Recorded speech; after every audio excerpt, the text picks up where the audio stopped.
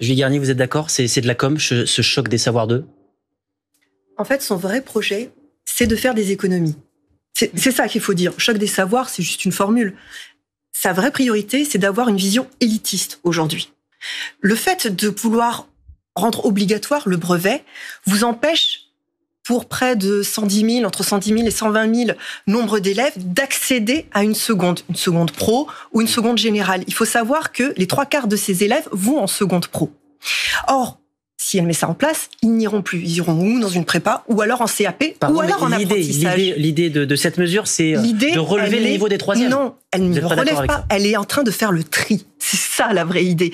Et pour faire le tri, eh bien, elle fait quoi? Eh bien, elle évacue tous ceux dont elle ne veut plus. Mais est-ce que déjà ce choc des savoirs avec les 6e et les 5e en français et en mathématiques, c'est pas déjà stigmatisant pour les élèves qui sont choisis, non seulement qui vont dans des groupes plus faibles, mais en plus ce n'est pas appliqué. C'est ça qu'il faut dire.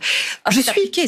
Non, ce n'est pas appliqué. Dans nombre de collèges. Non, ce n'est pas appliqué. Ce n'est pas appliqué. Alors, on reviendra un petit peu plus tard je suis enseignante. Sur les groupes de Je suis enseignante de français et je peux vous assurer que ce n'est pas appliqué, tout simplement. Pourquoi? Parce qu'il n'y a pas assez de profs.